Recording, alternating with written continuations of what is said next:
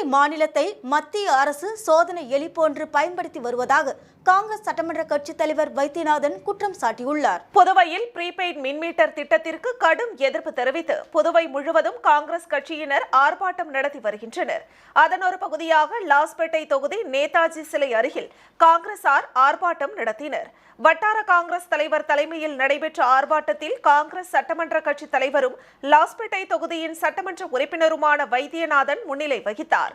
ஆர்ப்பாட்டத்தில் சிறப்பு அழைப்பாளர்களாக முன்னாள் முதலமைச்சர் நாராயணசாமி, காங்கிரஸ் மாநில தலைவரும் பாராளுமன்ற உறுப்பினருமான வைத்தியலிங்கம், முன்னாள் அமைச்சர் கந்தசாமி, முன்னாள் அரசு கொறடா அனந்தராமன் ஆகியோர் கலந்து கொண்டு கண்டன உரையாற்றினர்.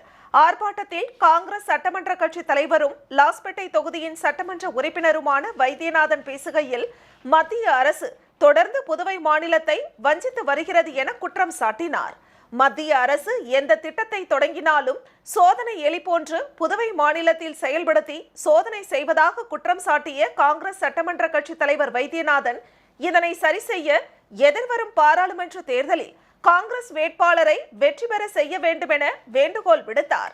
மேலும் மத்தியில் காங்கிரஸ் ஆட்சி அமைய லாஸ்பேட்டை தொகுதி காங்கிரஸ் நிர்வாகிகள் கடுமையாக பாடுபட வேண்டும் என்றும் காங்கிரஸ் சட்டமன்ற கட்சி தலைவரும் லாஸ்பேட்டை தொகுதி சட்டமன்ற உறுப்பினருமான வைத்தியநாதன் கேட்டுக்கொண்டார். ஆர்ப்பாட்டத்தில் லாஸ்பேட்டை தொகுதி காங்கிரஸ் கட்சி நிர்வாகிகள், மகிழா காங்கிரஸ் நிர்வாகிகள், கமலா அறக்கட்டளை நிர்வாகிகள் என 500க்கும் மேற்பட்டோர் கலந்து கொண்டனர். இறுதியில் மகிழா காங்கிரஸ் உறுப்பினரும் கமலா அறக்கட்டளையின் முதன்மை செயலருமான ரமா வைத்தியநாதன் நன்றி உரை வழங்கினார்.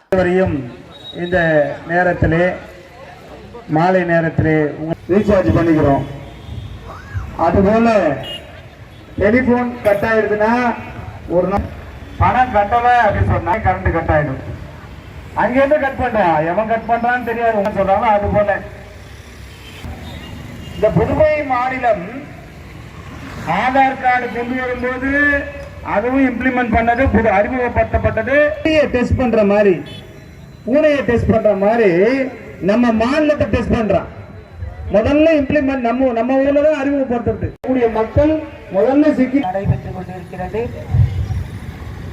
நாம பாருங்க எவ்வளோ இங்க சிறப்பு பேச்சாளர் செய்ய வேண்டும். உங்களுடைய ஒத்துழைப்பு அதிகமாக அதற்கு இருக்க வேண்டும்.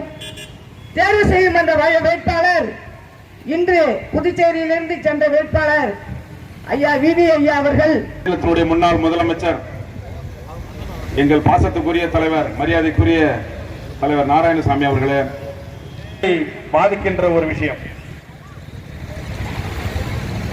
வியாபாரிகளை பாதித்தாலும் காங்கிரஸ் வீதியிலே வந்து போராடுகிறது. மக்கள் படிப்பதற்காக, ஏழை எளிய மக்கள் படிப்பதற்காக கல்வியை கொண்டு வந்தோம், கல்வி சாலைகளை திறந்தோம். நீங்க ஆட்சிக்கு வந்து 3 வருடம் ஆக போது. இந்த மின்மீட்டர் ஒரு அபாயகரமானது, யாருக்கும் ஒன்றும் புரியல. நம்ம ஒவ்வொரு போராட்டம் பண்ணும்போது அரசு என்னன்னு யாருக்கு துணை நிற்குதுன்னு, அவங்க வந்து நம்ம நடுத்தர மக்களுக்கோ ஏழை மக்களுக்கோ துணை கிடையாது. அந்த பிஜேபி அரசு முழுக்க கார்பரேட்டுங்க, பெரிய பெரிய பணக்கார முதலாளிகள் தான் துணையா இருக்கிற அரசு. இன்னைக்கு நம்ம இளந்தலைவர் ராகுல் காந்தி அவர்கள் அந்த மத வேறுபாடு இல்லாம, இன வேறுபாடு இல்லாம, ஒரு அன்பை விதைச்சிக்கின்னு, ஒற்றுமையை விதைச்சிக்கின்னு, பிஜேபி வந்து 9 ஆண்டுகள்ல எல்லாத்தையுமே தனியார் ஆக்கிட்டாங்க. ஏர்போர்ட்டு, கடல் போர்ட்டு, எல்லாத்தையுமே. இப்ப நம்ம மக்களுக்கு வெறும் அந்த முதலமைச்சர் அந்த காப்பீடு திட்டம் வந்தது, அது கூட நமக்கு பயன்படுத்தல. ப்ரீபெய்ட் மீட்டர் திட்டம், இந்த திட்டம் எவ்வளவு பாதிப்பானது, எவ்வளவு பயங்கரமானது, எவ்வளவு ஆபத்தானது என்பதை ஒரு சாமானியனாக எடுத்துரைத்தோம். நாம புதுச்சேரி மாநிலத்தில் தேர்தல் வந்த சமயத்தில் ஆளுகின்ற காங்கிரஸ் கட்சி மக்களுக்கு எதுவும் செய்ய முடியாது, மத்தியிலும் ஒரே ஆட்சி, மாநிலத்திலும் ஒரே ஆட்சி வருகின்ற போது மக்களுக்கான எல்லா திட்டங்களையும் நடைமுறைப்படுத்த முடியும். மோடிக்கு பாசமான ஒரு ஆட்சி புதுச்சேரி மாநிலம் வந்ததுன்னா, மோடி எல்லா பையும் குஜராத்ல இருந்து கட்டின்னு வந்து இங்க கொட்டி தேனாறு பாலாறு ஓடுன்னு சொன்னாங்க. ஆனா இன்னைக்கு ப்ரீபெய்ட் மீட்டர் பால்டாயில கொடுக்குறான். மின்சாரத்தை திட்டத்தை கிழித்து தருமே வரலாறு இந்த சட்டமன்றத்தில். இதெல்லாம் மறைக்க முடியாது. லியோ படத்திலே நீங்க தான் நடிச்சீங்க.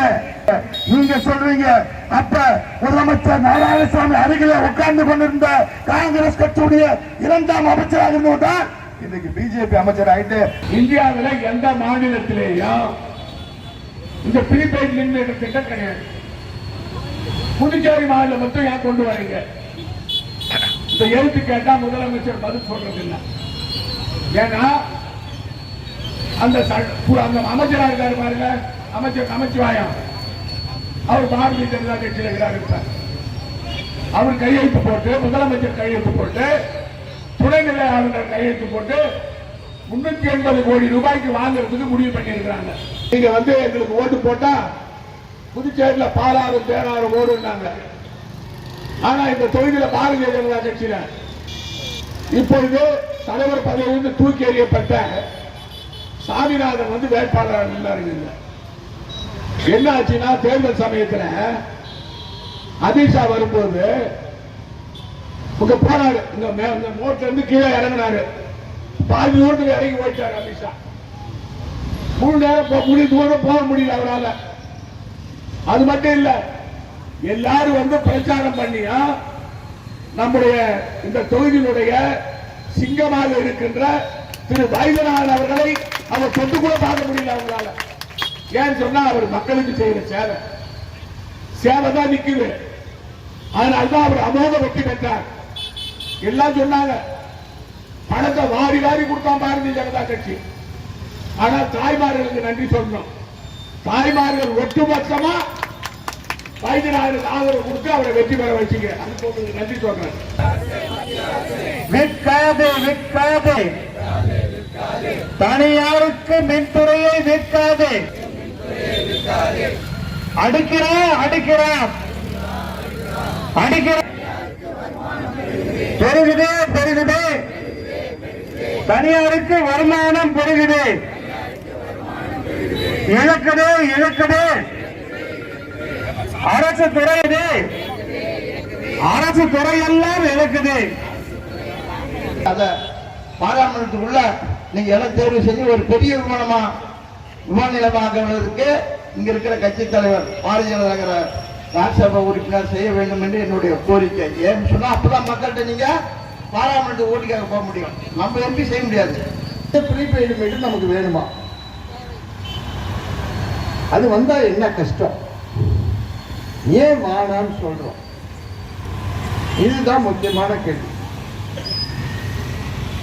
நான் என்ன கேட்கிறேன்னா, ப்ரீபெய்டு மீட்டர்னா என்ன? நாம இதுவரையும் லைட்டை போடுவோம், கார்டு பேரிப்போம், எல்லாத்தையும் பண்ணுவோம். ஒரு மாதம் சென்று பில்லு வரும். அந்த பில்லு வந்ததுலேருந்து ஒரு 15 நாள் சென்று அடுத்த மாதம் 20ஆம் தேதிக்குள்ள பணத்தை கட்டணும். இதுதானே? அப்போ ஏற்கனவே ஒரு மாதம் டைம் சென்று தான் நாமெல்லாம் கரண்ட்டை யூஸ் பண்ணிட்டு பயன்படுத்திட்டு அதுக்கப்புறம் ஒரு மாதம் சென்று தான் கரண்ட் பணம் கட்டணும். ஆனால் இப்போ எப்படின்னு கேட்டீங்கன்னா, நீங்கள் பயன்படுத்துறதுக்கு முன்ன பணத்தை கொடுத்துடணும். அப்போ தான் உங்களுக்கு சரியாகும்.